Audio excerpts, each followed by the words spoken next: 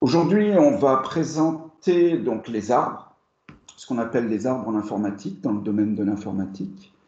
Et alors, vous voyez les objectifs qui sont là, mais on va en voir qu'une partie aujourd'hui, euh, puisque j'ai divisé ce cours en deux. Alors, qu'est-ce que c'est qu'un arbre?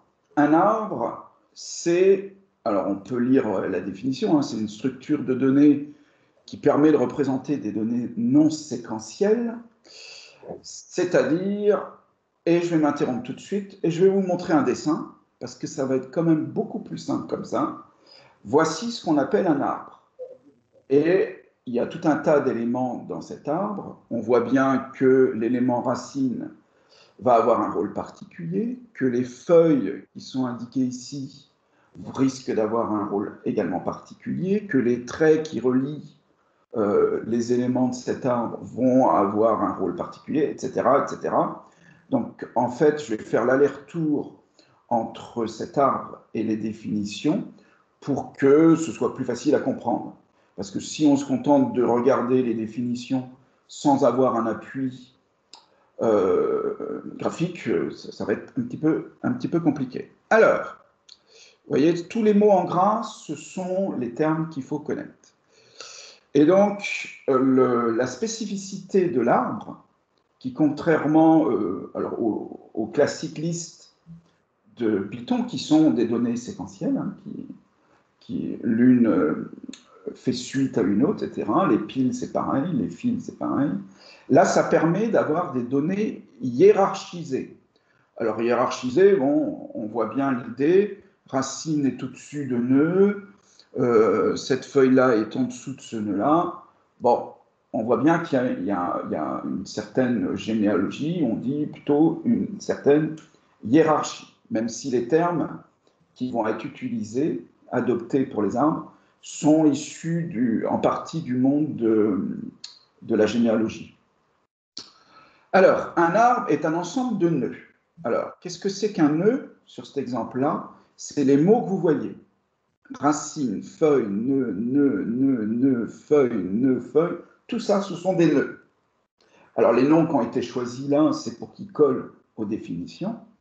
Si tout ne s'appelle pas nœud, c'est qu'il y a des nœuds particuliers, hein, bien sûr. Mais tous les mots que vous voyez, à part le mot arc là qui est sur le trait, tous les mots que vous voyez sont des nœuds. Et ils sont tous, enfin tous, certains sont reliés par, soit on appelle ça des arcs, soit des arêtes. Ben, ça, c'est les traits que vous voyez. Les traits que vous voyez, moi je les appelle des arêtes, on peut les appeler également des arcs. Donc tous les traits que vous voyez, qui relient un certain nombre de nœuds entre eux, sont appelés des arcs ou des arêtes.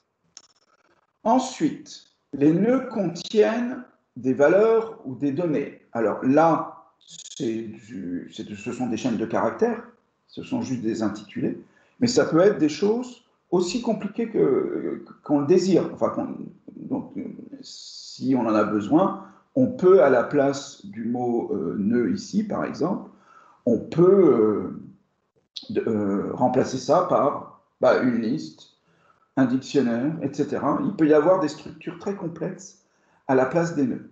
Bon, là, en l'occurrence, le travail qu'on va effectuer, nous, ça va être surtout soit des mots, soit, vous allez voir quand on va voir le parcours du DOM, soit des balises, des balises HTML.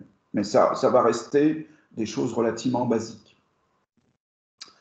Alors, la racine, c'est le nœud le plus haut dans la hiérarchie, elle est unique. Donc la racine, je vais commencer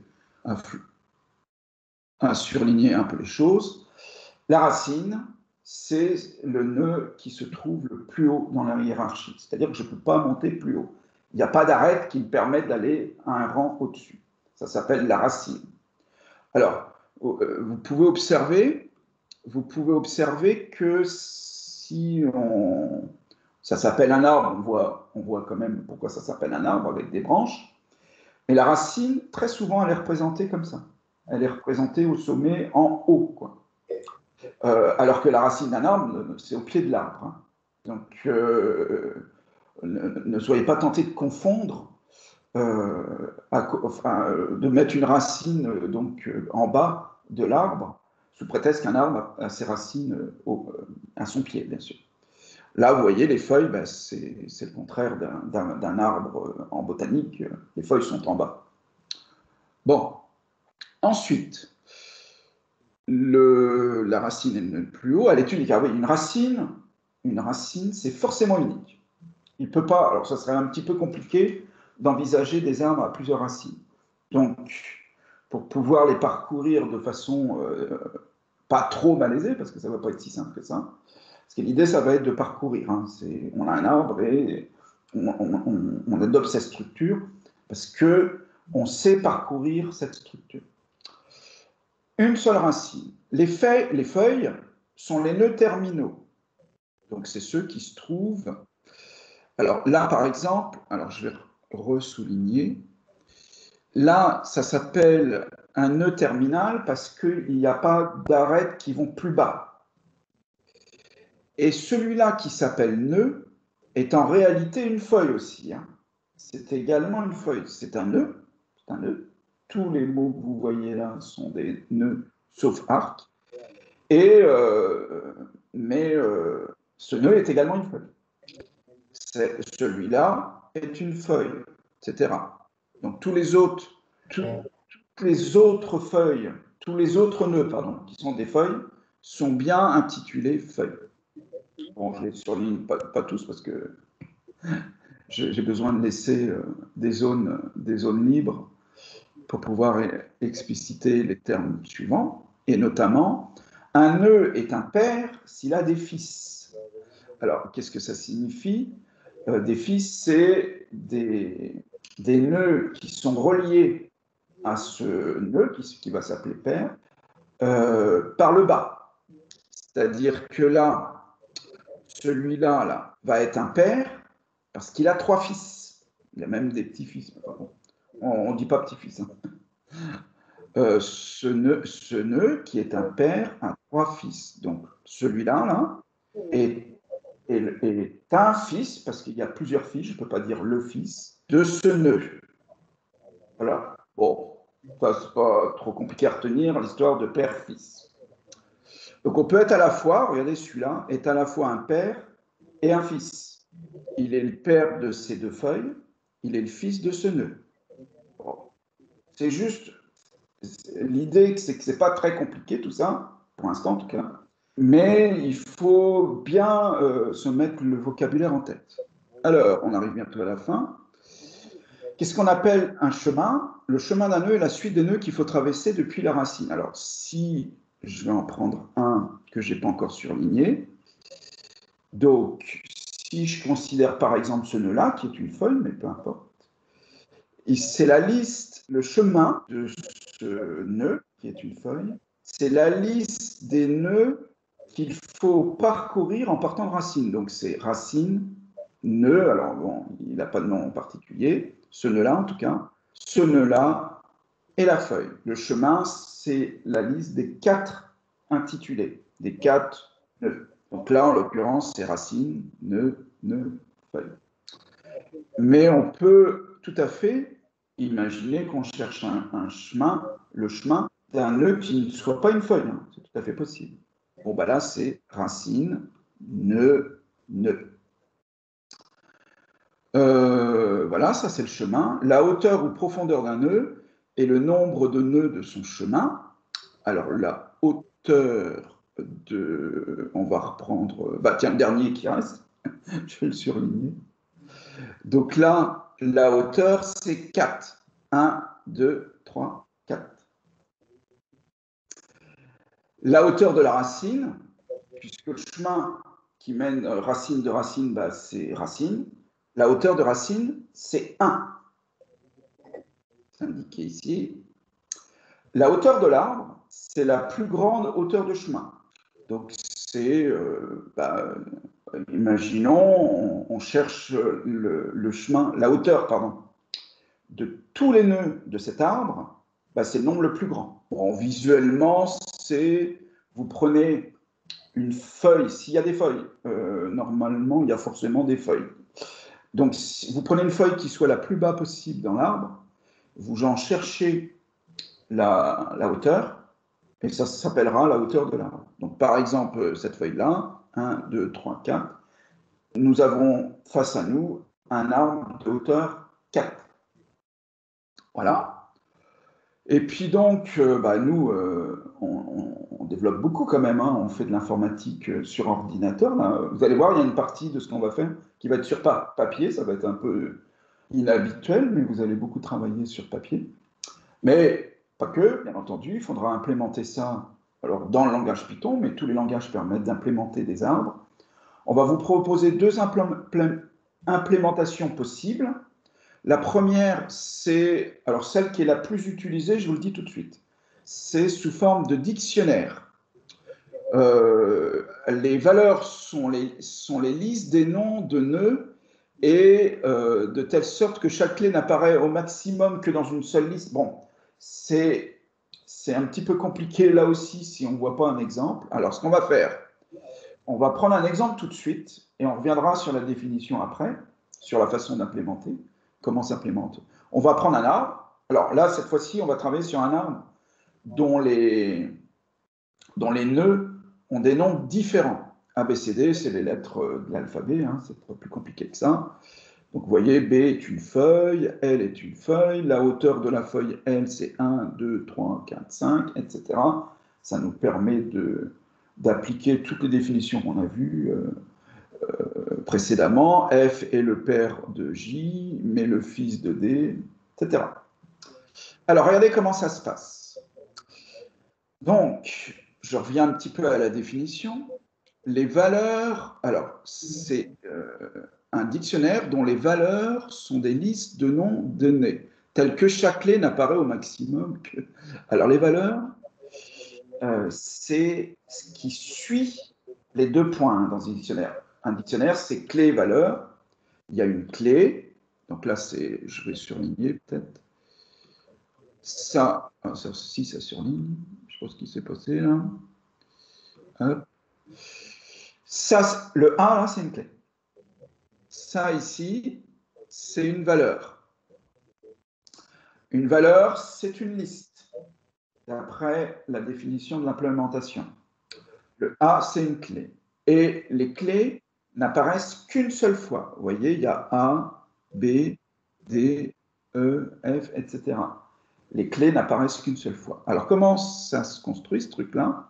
On part de la racine. La racine, ici, c'est A. Quels sont, je mets dans une liste la liste de ses fils. B, C, D. Et donc, je vais indiquer tous les nœuds en clé. Alors, B ici. Et s'ils n'ont pas de fils, ces nœuds, on met une liste vide, comme ici. Je vais souligner. Pour B, c'est une liste vide. Ça veut dire que c'est une feuille B. Ça veut dire que c'est une feuille. C, c'est pareil. D a deux fils, E et F, donc je mets dans la liste E et F. Je mets des apostrophes au fait, parce que ce sont des chaînes de caractères. Je passe à E, qui lui-même a deux fils, etc. Et je vais jusqu'au bout comme ça. Je vous laisse observer la fin. Voilà, donc je crois que c'est relativement facile à comprendre. Il faut juste le faire une ou deux fois pour bien saisir comment ça fonctionne. Ensuite, on peut représenter ça à l'aide d'une liste de listes. Donc, que des listes, pas de dictionnaire. Donc, là, là aussi, hein, on va voir, sur l'exemple comment on implémente ça, parce que vous voyez là, c'est un petit peu particulier. Donc là, quelle est l'idée? Vous commencez donc par la racine A. Vous créez une liste. Et ensuite, vous indiquez, alors vous mettez virgule, et ensuite vous mettez une liste correspondant au fils du nœud qui précède. Donc là, je suis rendu à A, et je vais mettre la liste B, C des fils de A. A, B, C. Si jamais il y en a un qui a des fils, il faut que je fasse le même système. C'est le cas de D. Alors, je vais mettre un petit truc jaune, je ne sais pas où. Si c'est là, bon, bref. Le D, il est particulier parce qu'il va avoir des fils. Donc, j'ouvre une liste pour pouvoir accueillir le nom de ce nœud et de ses fils. D, alors B et C n'ont pas eu le droit à ce traitement parce que ils n'ont pas de fils. D a deux fils, E et F, qui chacun ont des fils. Donc il ne va pas y avoir ni l'un ni l'autre ne va être traité comme B et C précédemment. Alors je reviens à ma liste. Donc dans un premier temps, je vais traiter E et ses fils et F et ses fils. Et s'il y a eux-mêmes ont des fils, vous voyez, il va y avoir des imbrications. Alors, je suis rendu à E. E va avoir des fils, donc je vais ouvrir, je vais mettre E, virgule, je vais ouvrir une liste avec la liste de ses fils, et là, ça s'arrêtera là, puisque G et H n'ont pas eux-mêmes de fils. Donc, en fait, ici, GH, cette liste-là, va se terminer juste après H. Donc là, ce que vous voyez en surligné ici, là, à partir de E, ça signifie que E est un fils de D, que E a lui-même des fils GH qui n'ont pas de fils, donc qui sont des feuilles. Ensuite, je mets virgule, le deuxième fils de D, ça fait F, et puis là, F a un fils, I, alors il doit avoir un seul fils, F, alors il a un fils, pardon, il a deux fils, mais il a un fils qui est une feuille, donc le I va être tout seul, et le J va être dans une liste, donc, et en deuxième position, il y aura la liste de ses fils qui sont des feuilles. Vous comprenez pourquoi? Probablement maintenant, après cette explication qui est probablement pas super claire, il faudra s'y coller pour bien comprendre ce truc-là, qu'on privilégie quand même l'implémentation en dictionnaire. Mais parfois, il y a des contextes qui font que on s'oblige à utiliser des listes de listes. On va voir quelques applications des arbres qui peuvent permettre de faire des exercices concrets, voire des projets concrets. Alors, ce qu'on appelle le DOM, c'est la structure en fait d'un fichier HTML. Vous l'avez suffisamment étudié pour voir qu'il y a une balise racine qui est HTML. Il y a deux balises fils, head et body, qu'il y a dans body, par exemple, il y a d'autres balises fils comme par exemple H1, div ou je ne sais pas quoi, etc., etc. Donc on est vraiment dans une structure d'arbre. Et les moteurs de recherche, ce qu'ils font, c'est qu'ils parcourent ces arbres. Donc là, par exemple, si vous avez, ça c'est l'extrait d'une page HTML, d'un fichier HTML. Donc là, vous voyez, body, si on excluait donc ce qu'il y a au-dessus, parce que normalement, il y a forcément une balise HTML, si on prend que cette structure-là, body est la racine de l'arbre. Il y a trois balises enfants, fils, H1, P et UL. Vous voyez maintenant l'intérêt probablement de l'indentation, parce qu'avec la structure en indentation, on voit l'arbre beaucoup plus facilement que si on ne le faisait pas. Donc j'ai trois balises fils, H1, P et UL, et UL a deux balises fils, LI. Voilà. Bon, la structure d'un fichier HTML se marie parfaitement avec toute la théorie des arbres, puisque ça a été construit comme tel. Alors, il y a d'autres cas. Alors ça, je vous laisserai réfléchir. C'est l'objet d'un exercice. Un labyrinthe peut être considéré comme un arbre. Alors, visuellement, on a peut-être du mal un petit peu à voir. Alors, je vais vous laisser voir comment on peut passer de ce labyrinthe où on donne des noms à des zones du labyrinthe. Alors là, l'idée, hein, c'est je pars de A, je rentre dans A, et bon, il faut que j'arrive à un endroit particulier. Alors, je ne sais pas trop lequel. On peut imaginer que c'est peut-être K et L. C'est au plus bas dans l'arbre. Bon, il y a un endroit dans lequel je dois me rendre. Eh bien, on peut représenter, on peut s'aider pour trouver le chemin le plus court pour aller à l'arrivée dans ce labyrinthe. On peut s'aider d'un arbre de ce type-là. Bon, je vous laisserai étudier ça plus tard. Et puis, bah, il y a aussi la structure de n'importe quel système d'exploitation, d'ailleurs, qui est donc l'arborescence des fichiers. Là, donc, c'est une structure type Windows, mais dans les autres systèmes d'exploitation, c'est strictement pareil. Et donc, il y a le disque dur C, il y a mes documents qui sont des fils. Alors, le disque dur C, ça serait la racine. Mes documents, ce serait un fils, etc. Tout ça, c'est une structure en arbre. Et donc, on peut imaginer des logiciels qui parcourent l'arborescence de votre ordinateur. Voilà. Et qui essayent de récupérer tel ou tel fichier qui contient tel ou tel mot, par exemple.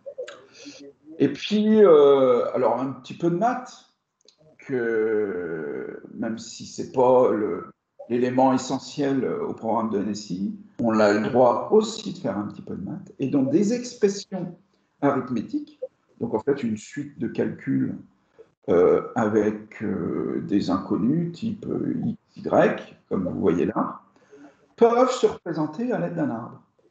Et là, l'élément qui est essentiel, c'est de maîtriser l'ordre des opérations, la priorité des opérations. Donc là, parce que ça permet de bien dire, de bien définir ce qu'est cette expression. Comme l'addition, c'est ce qu'on fait en dernier dans une suite d'opérations, s'il n'y a pas de parenthèse, hein, bien sûr, eh bien, ça, c'est la somme de deux choses. C'est la somme de cette fraction et de 3 fois ce qu'il y a dans la parenthèse. Donc la racine, en fait, dans ce cas-là, c'est le plus. C'est le plus, voilà. Ce truc-là, ça correspond à ce truc-là. Alors, je vous laisse étudier cette chose-là. C'est un petit peu délicat. Hein, vous voyez, là, c'est un foie, on ne voit pas très bien, mais c'est un foie. Hein. Et donc, en fait, le 3 va multiplier alors là, je ne le dis pas encore, la somme des deux fils du plus, donc x, mais il y a encore un divisé ici, donc il faudra d'abord que je divise y par z, tac, et je ferai la somme de x plus y sur z, et je ferai 3 fois le résultat de la totalité de ce truc-là. Il faut s'y pencher quelques minutes, je crois, pour bien piger le rapport. Enfin, ça, c'est la représentation en arbre de cette expression arithmétique. Pareil, on va s'entraîner sur ces questions-là. Voilà, et donc ça finit ma partie cours d'aujourd'hui.